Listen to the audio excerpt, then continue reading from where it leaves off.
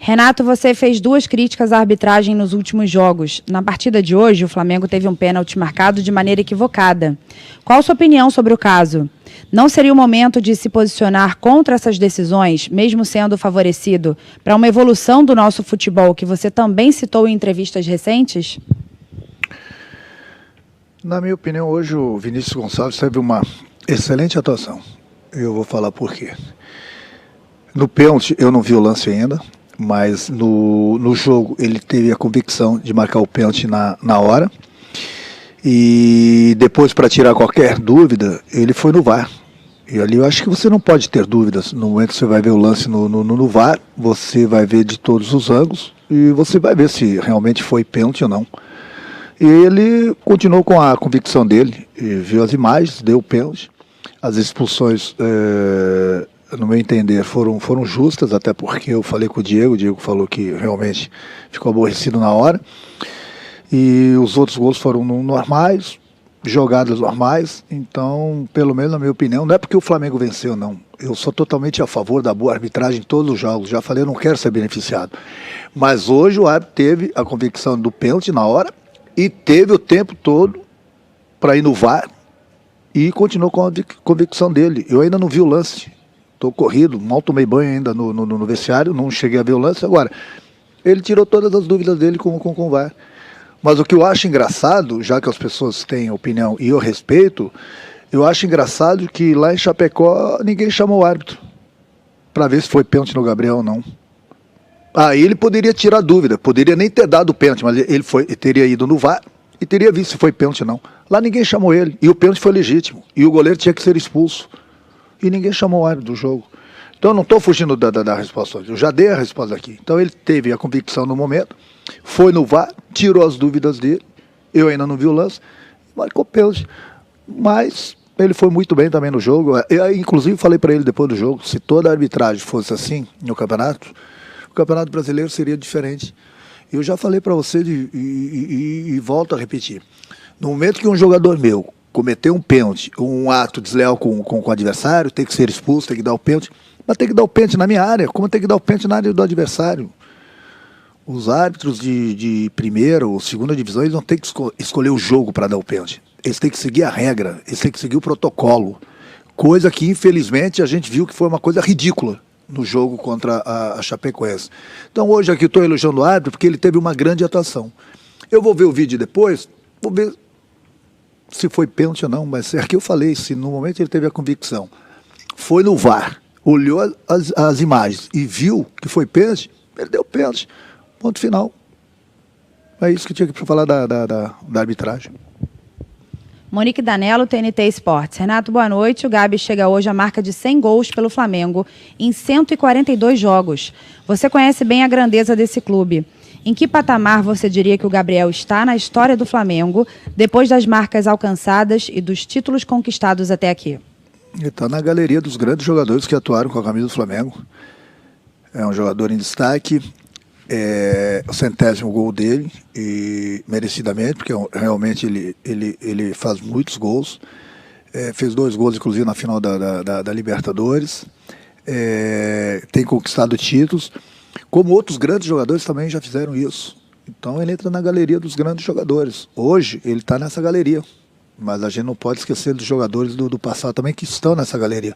Então eu acho que para a felicidade dele, ele está se juntando, ou já se juntou, aos grandes jogadores, que nós temos inúmeros grandes jogadores já, que vestiram essa camisa aqui, esse manto aqui, e fizeram história no Flamengo, que sem dúvida alguma é um grande clube. Gustavo, do canal Gustavo Henrique, dando choque. Renato, mais uma arbitragem ruim. Está realmente provado que o Gaciba tem que ser demitido da comissão de arbitragem urgentemente? Não, eu volto a repetir, a atuação do Vinícius Gonçalves hoje me agradou bastante, não pelo resultado do jogo, eu gostei muito da atuação dele. Quanto ao Gaciba, as pessoas acham que eu tenho alguma coisa contra o Gaciba, eu não tenho nada contra o Gaciba. Eu quero somente que nós tenhamos uma arbitragem em todos os jogos, principalmente com o VAR, uma boa arbitragem em todos os jogos. A gente não pode toda rodada ter problema com a arbitragem, tendo o VAR. É inadmissível isso. Então não é porque o Gaciba é o chefe da arbitragem, é ele que escala, ele tem que saber o que ele está fazendo. Não tenho nada contra ele, não. Pelo contrário, ele é até meu conterrâneo. Agora, a gente espera que as arbitragens, principalmente, volto a repetir, com o VAR, é inadmissível, as pessoas têm que entender isso, inadmissível você errar com essa ferramenta. Inadmissível. Você tem todas as imagens. É só o VAR chamar, na hora certa, em todos os lances duvidosos dentro da área. Não é o VAR que tem que falar pro árbitro, não foi pênalti. Não é o VAR.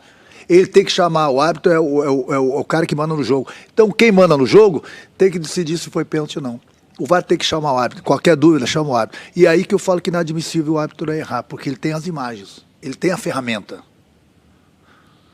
Então, se a gente está tendo problema, já o ano passado nós já tivemos, esse ano a gente está tendo problema de arbitragem, o que nós profissionais do futebol, eu como treinador, os jogadores, enfim, vocês da imprensa, a gente espera que a gente tenha o mínimo possível de erros da arbitragem, justamente por causa dessa ferramenta.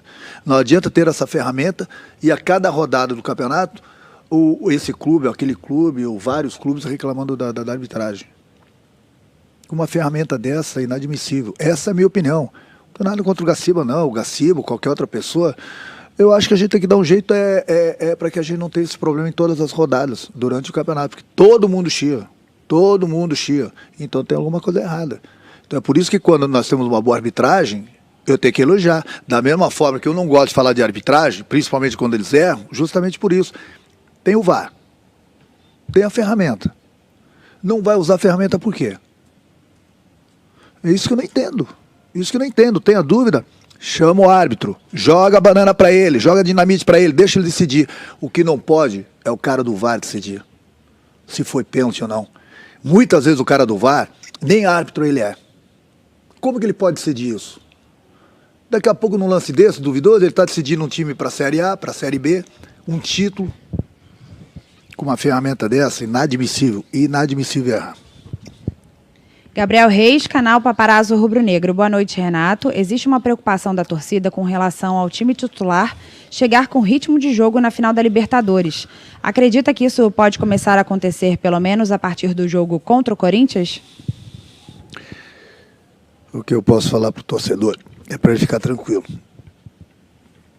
Nós temos pessoas competentes, pessoas inteligentes, que a gente faz praticamente todos os dias reuniões, e a gente sempre vai buscar o melhor para o clube. O torcedor pode ficar tranquilo que essa preocupação eles não precisam ter. Não precisam ter, porque nós profissionais aqui dentro do clube, a gente sabe exatamente o que nós estamos fazendo. Então, torcedor, fica tranquilo. Fica tranquilo que vocês vão ver um time no próximo dia 27, aquele Flamengo que vocês estão acostumados a assistirem, a verem. Pode ter certeza que o Flamengo vai estar pronto em todos os sentidos. Sidão Marinho, Litoral News. Boa noite, Renato. No fim do Brasileirão de 2020, o Gabigol afirmou que um time que conquistou a Libertadores em 2019, com uma virada nos minutos finais, nunca poderia desistir de ser campeão do Campeonato Brasileiro, mesmo com uma desvantagem na pontuação. Esse é o mesmo pensamento que você e seu elenco possuem, mesmo com 11 pontos a menos que o líder? Sim, é lógico. Por isso que hoje usei, inclusive, alguns jogadores que no próximo dia 27 vão jogar. Agora, alguns jogadores, o que eu falo, eles estavam no limite deles. Se põe para jogar, não vai jogar dia 27. Nós não desistimos do Campeonato Brasileiro. Nós estamos lutando. Eu falei para vocês já algumas rodadas atrás que enquanto a gente tiver chances matemáticas, a gente vai brigar pelo Brasileiro. Mas não vamos ser burros. Nós vamos brigar pelo Brasileiro com inteligência. Já, exatamente por isso. Não vamos desistir do campeonato, mas ao mesmo tempo a gente tem que fazer as coisas que devem ser feitas para o dia 27 também. Lá atrás, bem lá atrás, eu falei que 3 competições ia complicar. Ia complicar. Então hoje a gente está corrigindo algumas coisinhas que nós cometemos errado lá atrás, e não foi por falta de aviso, mas não vamos mais errar. Nós temos uma decisão no próximo dia 27, e nós estamos fazendo as coisas direitinho. A gente está cuidando do grupo, cuidando dos jogadores que estão no limite, recuperando os jogadores que estão no departamento médico, dando ritmo de jogo para todo mundo, para que no próximo dia 27 a gente possa estar aí, de repente, Deus quiser, com 100% dos jogadores, bem, tanto na parte física, recuperados, e com ritmo de jogo para que a gente possa fazer essa final contra o Palmeiras. Mas eu volto a repetir, nós não desistimos do Campeonato Brasileiro ainda não. Tanto é que nós vencemos o Bahia. Se nós tivéssemos desistido do Campeonato Brasileiro, colocaríamos uma equipe de garotos para jogar esses últimos jogos, e não é o caso. Então, quando a gente falou que nós estamos dando ritmo para os jogadores, de jogo para todo mundo, recuperando os jogadores no departamento médico, segurando alguns jogadores em alguns jogos porque eles estão no limite, a gente está sendo inteligentes, porque nós estamos de olho no Campeonato Brasileiro, mas também estamos de olho ali na frente, que é o final da Libertadores. Wesley Ramon, Portal Urubu Interativo. Renato, boa noite. Como já vem sendo algo natural, Michael vem se destacando a cada jogo que passa. Sempre que o atacante pega na bola, a torcida já espera alguma boa jogada dele. Hoje o jogador pode ser considerado o seu trunfo em campo? Eu vou contar uma historinha do Michel. Quando eu cheguei no Flamengo, tem a mulher de um amigo meu que pediu uma camisa do Flamengo. Eu dei uma camisa do Flamengo para ela. Ela falou, Renato, essa camisa não serviu porque ela é grande. E eu falei assim, olha só, para você, a única camisa que vai dar pelo teu corpo é do Michael. E o Michael, quando chega no Flamengo, está muito embaixo. Ela me serve. Hoje, eles estão oferecendo 5 mil pela camisa dela do Michael. Você vê como é que são as coisas? Lá atrás ele estava embaixo, como você falou. Hoje ele está valorizadíssimo. E eu contei essa história para ele. Eu acho mais importante tudo que a gente conseguiu recuperar mais um jogador importante. Tem sido decisivo para a gente. E tenho certeza que ele vai continuar nos ajudando muito durante o Campeonato Brasileiro e lá no próximo dia 27. Então, quanto mais jogadores nós tivermos em condições, mais dor de cabeça eu vou ter. Mas essa dor de cabeça eu já falei que todo treinador gosta de ter. Caê Mota, GE. Renato, boa noite. Queria que você falasse sobre a tentativa de ter Gabriel e Bruno Henrique enfiados, que você já testou algumas vezes. É algo que te agrada como estrutura de jogo ou são experimentos para uma situação extrema, se necessário na final da Libertadores, por exemplo? Obrigado. As duas coisas. Experimento, ver se me agrada. Pode acontecer no final da Libertadores, pode não acontecer. Eu tenho que ir mexendo as peças, eu não posso ficar somente no plano A. Às vezes o plano A não está dando certo, tem que ir para o plano B, para o plano C, dependendo do que está acontecendo no jogo. E até porque é uma maneira do próprio Bruno Henrique não se desgastar muito atrás do lateral, até pela sequência de jogos, agora que ele está voltando de lesão. Mas é uma formação que me agrada bastante. Mas o que eu falei, importante é colocar, fazer algumas experiências, para eu tirar algumas dúvidas que eu tenho na cabeça para o dia 27. Sérgio Lobo, Sport TV. Renato, a escalação da equipe hoje sinaliza que o momento agora é de recuperar jogadores fisicamente, clinicamente e de aproveitar os jogos para você experimentar e dar ritmo a outros do elenco? Você planeja nas partidas em Porto Alegre contra a dupla Grenal, antes da viagem a Montevidéu, escalar o time que vai enfrentar o Palmeiras na decisão? O Sérgio Lobo pode ficar tranquilo, que já mandei um recado para o nosso torcedor. Pode ficar tranquilo que a gente sabe o que a gente está fazendo. Os jogadores vão chegar com ritmo de jogo no próximo dia 27. E a gente está fazendo exatamente o que eu falei e o que ele mesmo falou. A gente está recuperando todos os jogadores, dando ritmo para os jogadores. Porque a gente não sabe o que vai acontecer lá na frente. Daqui a pouco eu não dou ritmo para um jogador da posição, daqui a pouco eu não tenho um jogador da posição porque ele se machucou. E aí, eu faço o quê? Eu vou botar o jogador totalmente sem ritmo? Então é por isso que eu falei, nós tem pessoas inteligentes aqui dentro, a gente tem conversado, trocado ideias. E a gente sempre vai buscar o melhor pro clube. Pode ficar tranquilo. Por isso que eu estou tranquilizando o torcedor. No próximo dia 27 a gente vai fazer de tudo até lá para que a gente tenha todos os jogadores em condições, com ritmo de jogo, recuperados e não estarem no limite, como alguns jogadores que vinham jogando estavam. E a gente está dando justamente essa parada neles em alguns jogos, justamente para que a gente possa ter esses jogadores 100% no dia 27.